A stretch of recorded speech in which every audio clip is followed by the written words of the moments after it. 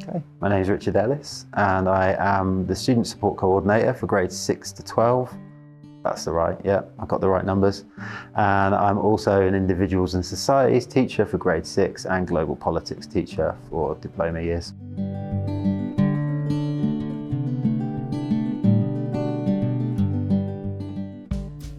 So in 2008 I came to Malawi. I'd been teaching in Manchester in the UK, and I wanted to go and teach abroad. It didn't really matter to me where that was, and it ended up that I came to Malawi, and then I stayed in Malawi for 2 years working down in Lizulu and in Cheu, and then I met my wife here and we decided that we wanted to build a life here. So obviously then you're looking to get a job. I worked for 1 year in Lilongwe Private School, and about a week into Lilongwe Private School I met teachers from here because I was told to come to this school, this international school. I didn't know the name of it. I knew it was near Mabuya camp, and apparently they play football there, and I was playing loads of football. So I came, played football, and then do you remember Paul Lennon, Tom Knight, Mr. O? Those guys were on the football team, and then they're like, you should come and work here. Okay. And then I applied for the following year, and then I think it was 2011, I think I joined Bishop Mackenzie, and I've been here ever since. I think the things that stand out from a human perspective is that if I take myself back to teaching in the UK, 80% of what you do in the UK, maybe more, is just behaviour management. Like, it is about, can you go into a classroom and manage the behaviour of students?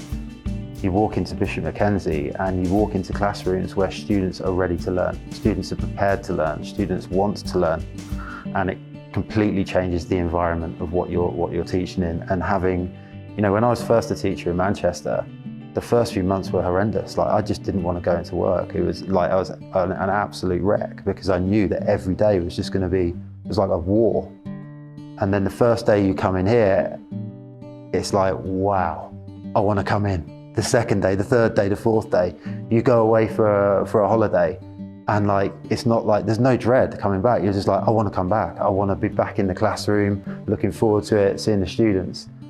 And you hear it, you know, 13 years here, I don't know how many times I've heard it, that students here just make this an incredible place. And it's not just a thing that's said, it's like, it's real.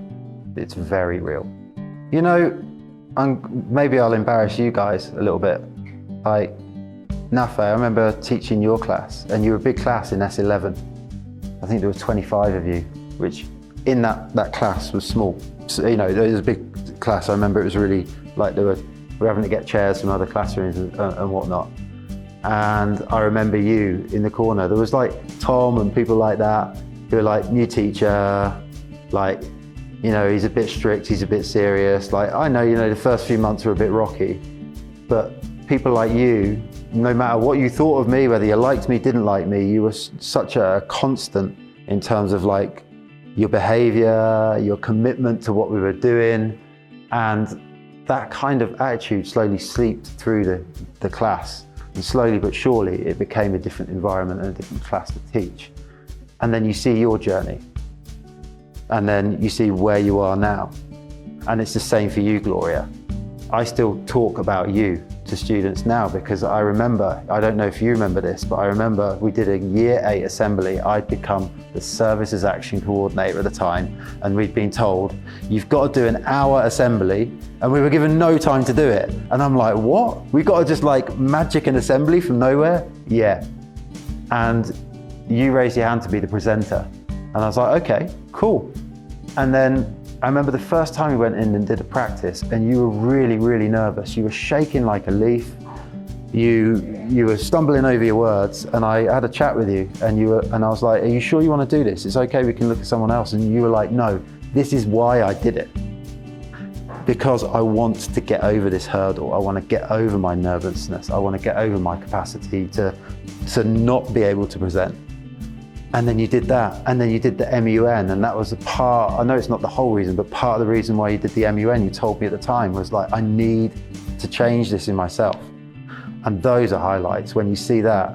And then, you know, all these years later, you see students come forward to do the MUN, and I talk about those moments. I talk about those students who were nervous, and I talk about someone called Gloria, who was super, super nervous at speaking in front of people, and then went to MUN and stood in front of hundreds of people and debated and delivered resolutions, came back, became the head girl, and stood in front of assemblies. I remember you coming back and talking, you know, in front of, you know, doing an assembly, and you talked about you and your journey. Like, for me, those are the highlights. It's not always in the moment. There are things, of course, in the moment, but for me, it's like often it's what happens after, you know, like how you see people bloom. So the highlights often come later. And I came into the school and it was just like, what is it? Do you remember, you remember her, Miss Elliot. She was the MIP coordinator. She was your maths teacher, wasn't she? I remember you guys talking about her, and like, she was the MIP coordinator, and there was like literally like Mr. Harrison and maybe like 2 other teachers who had even taught the MYP. So we were literally babied through it as teachers in that first year. We'd like, every Monday we'd have 2 hours meetings, and it'd just be like, this is what this is what that is. So it's like that first year, you're just like, okay, it sounds really good. It sounds exciting. There's more freedom. Like, all of a sudden, you don't have to, as a history teacher, just do Hitler, Hitler, Hitler, Hitler, a bit more Hitler, a bit of World War II, a bit of Stalin. I'm not saying that that's not important, but it's like, it doesn't ever go out of it. And then once you get over the confusion, you're like, so I don't just have to teach Hitler, Hitler, Hitler, Stalin, Stalin, Stalin, Cold War, Cold War, Cold War. I can teach anything that I want, yeah. And then there was that transition of trying things. Like, I did a unit on the independence of Malawi. It fell flat on its face. The resources aren't there. But then you guys did a unit on apartheid. Like, you start bringing things in that have much more of a local and regional context, and actually tap into your own passions as a teacher as well. Like, sure, I find learning about Hitler and World War II interesting, but I ain't gonna lie, that's not what I go home and read. Yeah.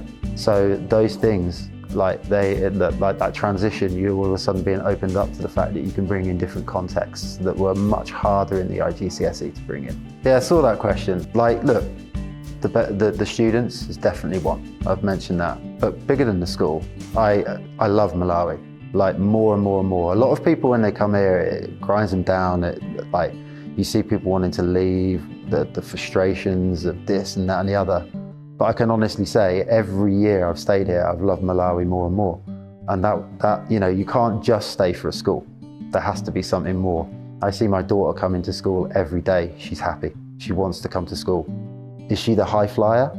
Actually, no. So it's not like just being driven by, oh yeah, I do well, so I like school. There's something deeper. It means that this environment that she comes into every day is an environment where she feels safe and she feels happy. My wife loves being here, you know, I love being here. So what keeps me coming every day is actually not only the students, but I flipping love this country. I really do. I hear from Mercy once in a while.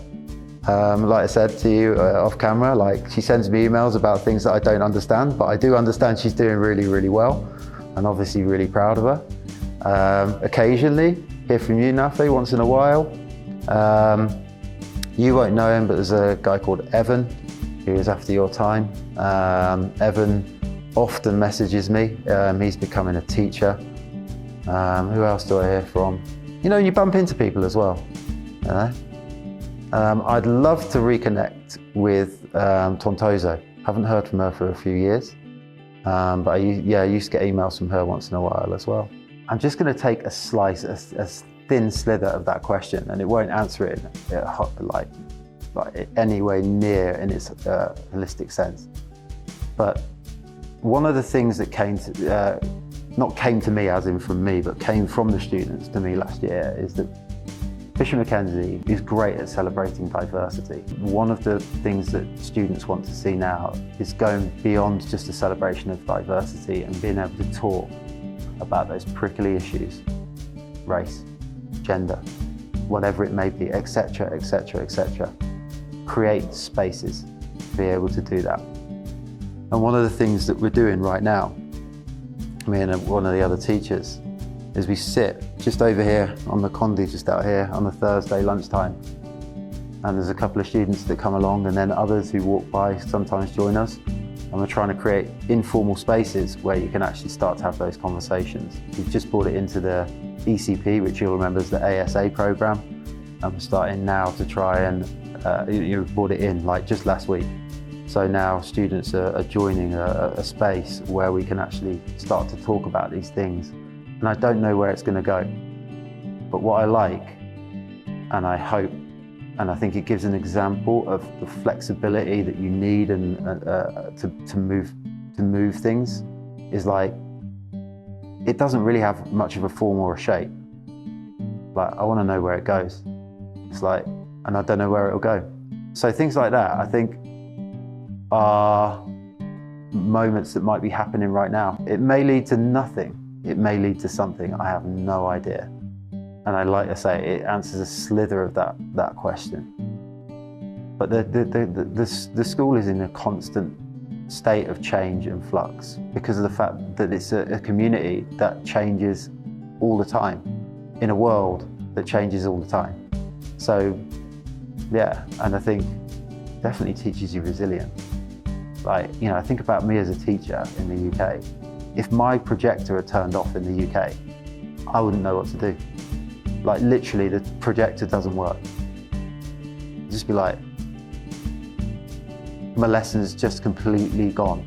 The internet drops, oh my goodness, like the end of the world.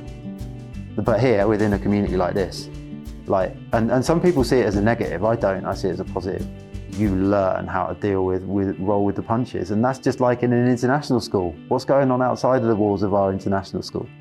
But you learn that flexibility. Not everything has to be like dun, dun, dun, dun, dun. If it doesn't go linear and it doesn't, the pattern, the structure doesn't follow, you can actually continue to exist and things can be okay.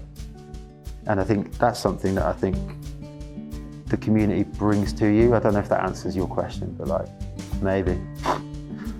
I'm just rambling on now. This, as I said earlier, seeing where you guys go. And also, you know, going back to that thing about like seeds are being planted here. And it's the moment where you see like a seed germinate. So a couple of years ago, like there's lots of things and lots of people that as a teacher, you want your students to kind of get engaged with. But perhaps the curriculum doesn't quite allow it, or they're not at that age where you can quite put those things in. So like, say students in grade 11 or grade 12, and you start mentioning people like James Baldwin, that I don't really, you know, I don't have the opportunity to teach within the curriculum, or Frantz Fanon, or Angela Davis and people like that who are radical thinkers. And then someone comes back and this has happened and they go, I read that Baldwin book. I read that Angela Davis book, and I remember this student, I won't name who they were, but they just went, and I'm like, that's it? That's it? I've done my job. Like, they picked up that book will do way more than anything I can ever do. But, you know, I played my role in saying, you should read that, you know? Those are the moments that are just like, yeah, feel like as a teacher, you've done something. The seed is germinating.